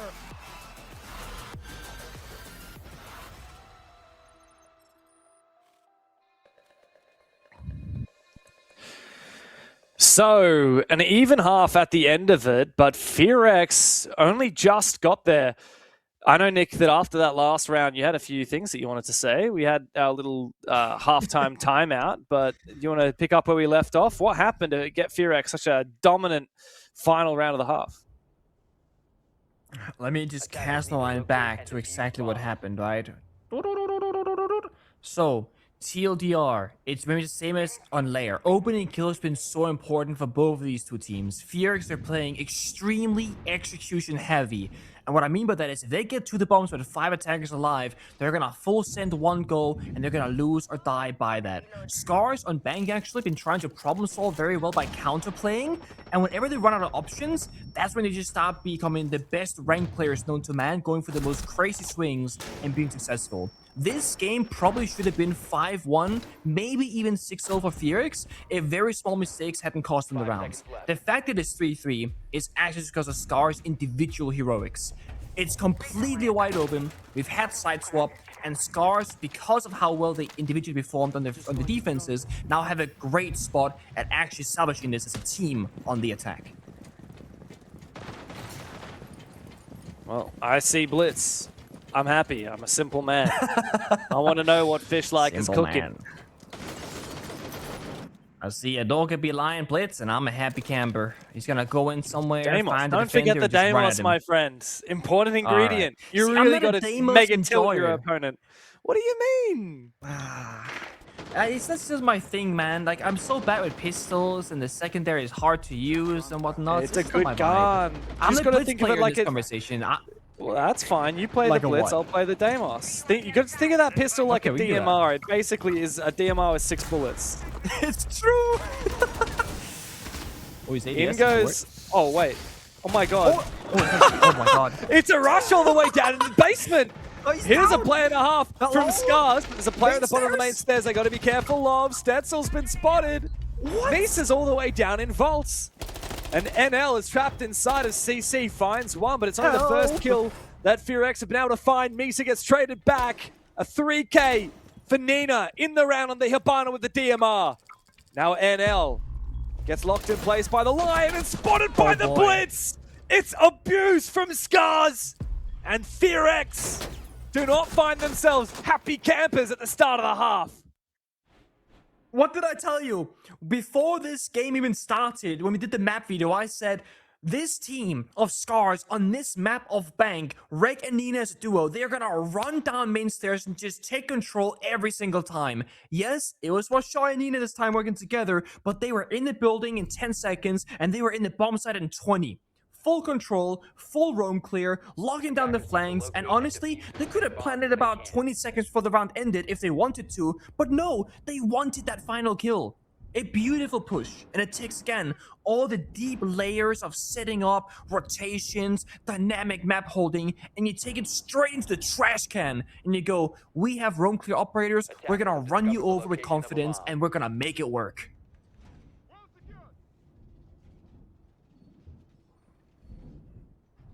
Of course, giving SCARZ problems to deal with is going to make it easier, and one of those problems is the castle. In this case, another one of those problems is an echo. Can't understate the value of an echo when you're going up against a shield. In this case, for this particular round, SCARZ are actually going to repick off of the shield.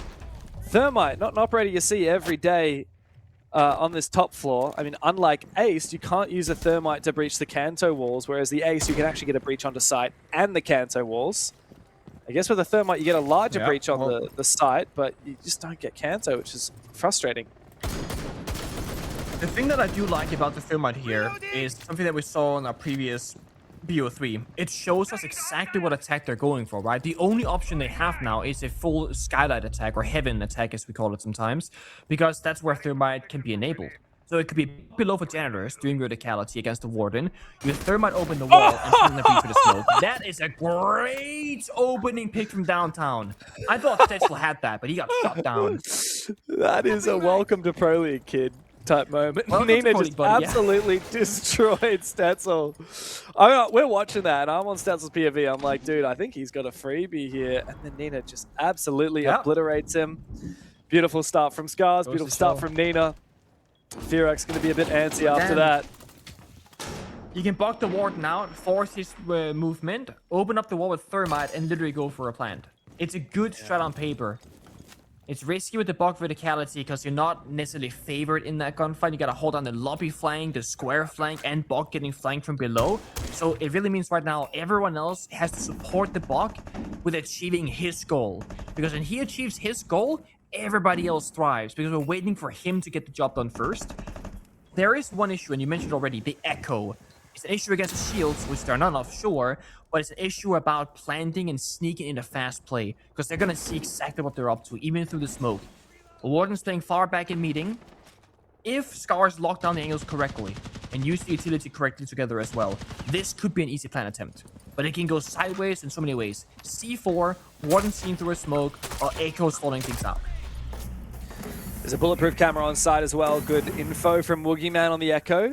He's going to hear that plan start to go down from Fish. Like he's going to count the seconds. He could have maybe delayed that a little bit longer, but no. NL with the C4 comes out.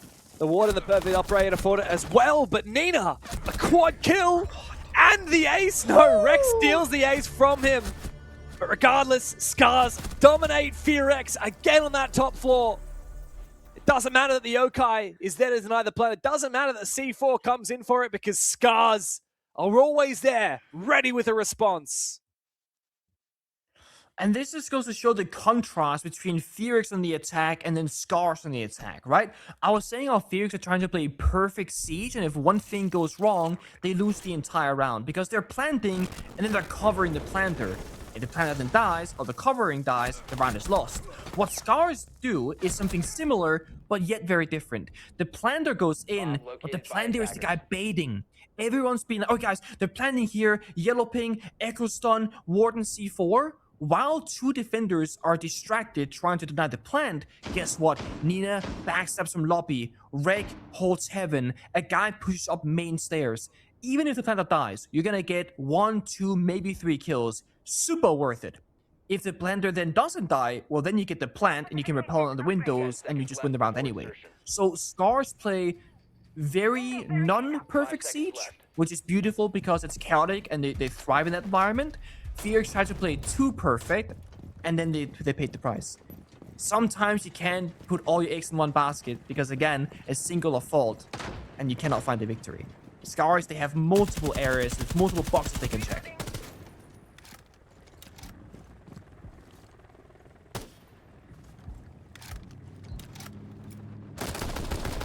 I don't know where Mies has put his inactive shell. He's got one where he currently is in the second floor elevator shaft, but where's his backup? Where's he going to be teleporting to try and flank or maybe just retreat if he's playing in a Hell in a Cell position?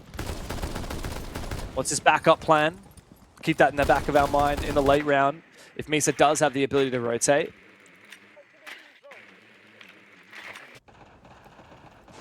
And just to reiterate for the people who have not seen the patch notes, Scopus can punch hatches and walls like a Rooney, so you might think he's stuck inside an elevator, but he actually punched the hatch and dropped down. He can TP out like you mentioned, so there's a lot of different ways to escape.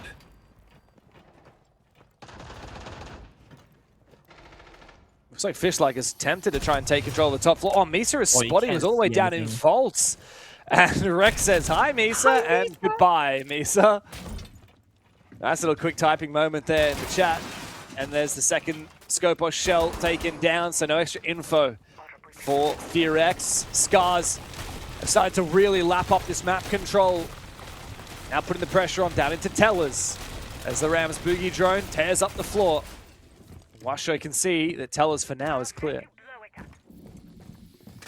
And again, a Tanker favorite map, plus you get opening kill. It just means the conversion rate to a round victory should be tremendous for this one. And this is literally where SCARZ, they're the most comfortable. Early aggression, get a pick, now you play more strategy. And then let's see later what's gonna happen, right? Is Fishlike gonna go for a plant with the blitz again, and then you just start going for kills around him? Or do they actually try to just stick the plant on the blitz this time and don't overstay their welcome? Or overstep into the aggression, should I say, rather. That's the decision they have to make. This spot from NL, though, can shut down the entire thing. They've broken the disc past, you just kind of see a bit of the angles when they drop down the hatch, and he has a UMP, which got a damage buff recently. It will literally 3-shot, 4-shot kill most players in the server. Yeah, it'll tear up a blitz even with shots to the feet. Hiding behind the purple shield on a reinforced hatch, there's not a lot of ways to flush NL out of position. There's a nade on Rek, which needs to come through. I mean, Rek's now got the track onto him and knows exactly where he is. The question is, can he land that nade? In fact, he can't find anything. Rek goes down. Nino needs to take matters into his own hands. He's found a big kill. UKID is the only one left, though. One by one, SCARZ drop down into the bomb site and fall. FEARX holding the line. Despite the early advantage for SCARZ, FEARX anchored down on the bomb site, and they make it impenetrable.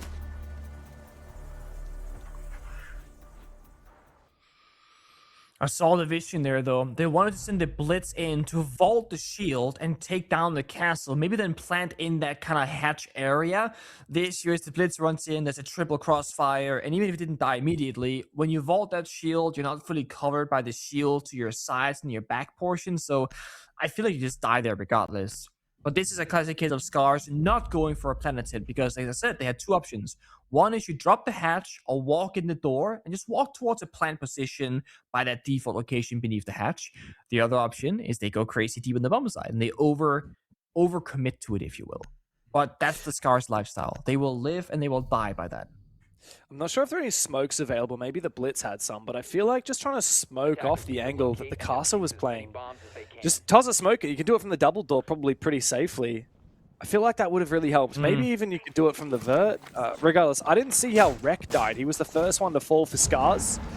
But I felt like once the Deimos was down, it was just dominoes. Well, it's a valid point for sure. I finally like that we see some vigil. I know that we haven't seen any Solid Snake this BO3, but in the previous one, it was played practically every single round. So if you're a fan and you haven't seen Solid Snake today, go back and watch the previous VOD, okay? Go watch Kindred Show because they played every single round. They swear that it's super strong. They like playing it.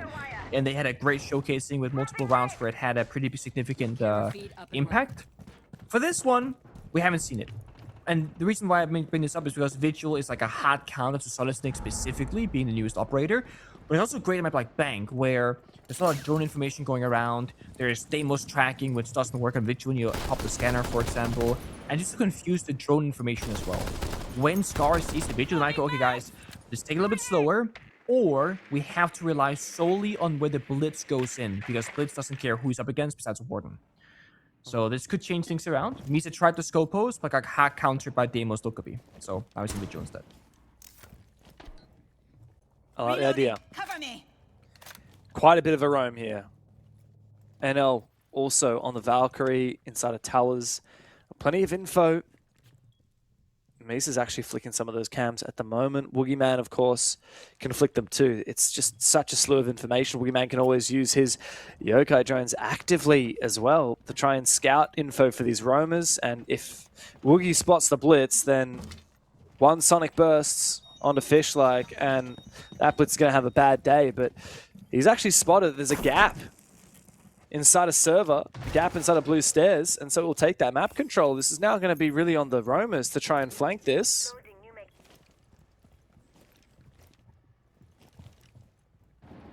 You can see the pressure building, the lack of information, the not knowing exactly where people are on the server. Valkyrie oversteps, tries to go back, you know, kind of panic. Okay, guys, get back to the rotate. Back to the, we're going to jump the heads together. Now they're planting. Oh, beautiful. And they got opening pick, and a second, and a third. Oh, and the Dokkaebi call is going to deny the Yokais from coming in to deny the plant as well. Stetzer will fall. It's a dominant round from SCARZ. It's picture perfect and it's beautiful. They assert their positions, they find their gap, and they execute. No questions asked. 3 roamers. Vigil, Melusi, Valkyrie. Open area, Tellers, +1. Bomb site, quite vulnerable. Dokkaebi call, hacks everything, denies it, gives you full information. And you saw FEARX, as I said, a little bit of panic there from Valkyrie of NL. Looking at lobby, I hear no audio. All right, let's go back to open air, let's fall back the heads together. Dies in Teller's archives right next to him. There is a clear lack of information from FEARX, and maybe not having the most confidence to like run around the building to, you know, going for face checks, because they keep dying to Rek and Nina and the Blitz. Look at the scoreboard again. In the first half, when SCARZ were defending, Nina was like 0-4, and Rek was like, I don't know, 3-4 at one point. Ever since got 25 like the kills defending round. Yeah, exactly. Like on attack, these guys are on a different level. And it's honestly big praise here to Fishlike and Ukid, because they play the thankless roles. Ukid is just a guy who's positively often baiting his own position to enable Nina and Rek to excel at what they do well. And when it comes to Fishlike, the person called Osa in the in-game, the Thermite, he's often just like sacrificial lamb, and he knows what his job is to do. The reason why Rek and Nina are so high on the scoreboard is because other people are enabling to do so. It's a full team effort, it's a full play style, and it's working really well. Absolutely. It's quite a departure from the first half of this game, where every single round, FEARX had the opening pick. Now that SCARZ are on the attacking side, every single round they've had the opening pick. So every single round of this entire game, the attacking side has found the first kill. I'm reloading. And now onto the top floor and match point. FEARX staring down defeat, not just on the map, but for the series as a whole. To get knocked down into that lower bracket, the stakes are pretty high. SCARZ, with their new roster, are looking in peak form. Tossing flashbang. There goes the flash in the air jab to lock down that genital rotation, denying the Clash the freedom to move wherever they please. Now, speaking of counters in the Clash, that last air jab sprint, air jab burned, smoke pop, that means the Clash gets the lift, takes no point of damage. The wall gets opened up, but now there's just more angles to fight.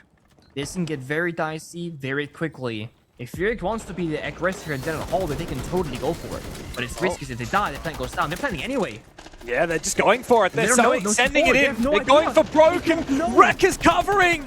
The plant denial is not there. Misa, you're far too late. And now FEARX are desperately looking for something, but they have nothing. The Clash is far too late. Rheumatic is caught out of position. And now Woogieman trying to peek on the back of the Clash here, but there's 2 players up on the roof. They can deny the counter defuse from all the way upstairs, all the way on the top of the building. Stetzel finds Rek, finally puts his reign of terror to an end, but Nina is still alive, and he'll find him! He'll find them both! It's a massive round and a massive game for SCARZ. A 2-0. And this new FEARX will struggle in their debut. Dark Ware ? Taunting in the server. Huge win. There's the music. Cue it up. SCARZ dominant 2-0. Surprising, I would say, probably everyone with how they played that game. They really did. They did even better than we could have expected. SCARZ did away with FEARX without really breaking a sweat, and they did it in such an entertaining fashion. Map number 1 was such a treat. Just aggression after aggression, explosive executes in abundance, and map 2 wasn't much different. Their attacks are just so vicious from SCARZ. They remind me a little bit of Kinotrope, who we saw earlier today. In fact, those teams have a date in the upper bracket semi-finals now. SCARZ will take on Kinotrope for a spot in the upper bracket final. Yeah, that's going to be a crazy game. On the flip side, of course, FEARX down into the lower bracket. They're on their last legs and their last life here in APL. Their last chance to make it to the major in Salt Lake City rests on one more chance in the lower bracket. I mean, the tale of best of 3s in playoffs, right? You have a longer individual match. You have a map where you can fail, a match where you can succeed. The downside is you're not playing groups with 8 matches. So you gotta show up every single map, every single day, because the consequences are major. So FEARX, obviously with 4 player changes and support staff change, they have the most difficult path ahead of them, but also perhaps the most potential upside, because so many things are changing. Maybe for the better, maybe for the worse. Time will tell. Very much true. And look, you're right. There is such a different format here in the APL for Kickoff compared to the rest of the world, right? The rest of the world, you play these group stages into the double elimination playoffs. We go straight into the double elimination playoffs for APL. And of course, APL is different because we're divided into North, Asia, and OCE. So in this case, only one team from APL North will go through to the Salt Lake City Major. It's only our champion. Right, come that grand final, that's the game that matters more than anything else. In OCE, it's the same. In Asia, you get the top 2 teams, of course, so it's technically the winner of the upper bracket final and the winner of the lower bracket final that will make it through for that region. Here in North, though, at the moment, of course, we're seeing Kinotrope and SCARZ and seeing great things from them. The rest of the bracket, right? So, of course, we've got LFO No Name versus CAG. LFO No Name being the ex-Enterforce 36 roster that did quite well, surprisingly well, last year. And then right at the bottom in the other half of the bracket, we've got Can You Be My Enemy, or CYBME, or just BME, versus D+. And I think most people are looking at D+ and CAG to be the best teams in the bracket so far, but I got to say, Kinotrope and SCARZ have impressed us. Yeah, they have. I mean, both of them. The funny thing is, they have in some ways a very similar play style in that aggressive, in your face. I'm very curious what's going to happen when they play each other, if they're going to keep up that same play style and say, well, we got to worry about how they play the game because they play kind of like us. So do we got to change our play style? They're going to change theirs. A bit of a cat and mouse game, if you will. And it will show who the better team is at that specific play style if they both commit to it. Yeah, do you have a gut reaction so far? If you had to call, like if we were playing SCARZ versus Kinotrope right now, what's your vibe? Okay, so it's kind of a really bad take, right? Because like, I think if Rek Nina will be, you know, S+ tier performers, I think SCARZ will be the better team, but I think Kinotrope will be the more consistently performing team because they're not depending on individual performances as much. So consistently, I'll take Kinotrope over a 100-game period, but it's one best of 3. That means SCARZ have a really good shot at just playing really well that BO3. I don't know if you got short-term memory loss, but yeah, I mean, Nina was great, Rek was great, but Ayagator was insane. Ayagator, you can't deny it. Ayagator was nuts in that BO3 earlier today. He was, but I still think the playstyle is more dependent on 2 individual players for Rek and Nina, whereas for Ayagator was almost like it was great he was playing so good, but they weren't reliant on that as a playstyle. It's like the cherry on top, if you will. Yeah, very true. I mean, if Nina and Rek didn't come to the table today, it would have been a very different game. Like, if you don't have fragging capability, you just can't pull off that playstyle. But let's flip the story for a minute. Let's start talking about the Koreans. Unfortunately, if you're a fan of Korean Rainbow Six, you've just seen 2 Korean teams lose. And if we look holistically at the bracket, like what we got, of course, FEARX. I'm just looking at all the Korean teams elite. You got FEARX. Okay. You've got, I always forget the name, XPSG. What are they called now? There you go. Help us LFO. Oh, that helps. Yeah. I need some help to remember their name. Help us LFO. BNK FEARX. They're the only 2 Korean teams in this bracket, right? You've got D+ Korean organization, but entirely Brazilian roster with a Brazilian coach, by the way, as opposed to PJH, who previously was the Korean coach of this roster. Now they have a Brazilian coach as well. So the only 2 truly Korean teams in this bracket have now been sent down into the elimination bracket, and the Japanese teams are looking very good. Great wins for Kinotrope, of course, but we're going to go to a quick break. On the other side of this quick break, we've got LFO No Name taking on the big dogs themselves, KAG Osaka. So stick around to see one of the best of APL in the APL Kickoff.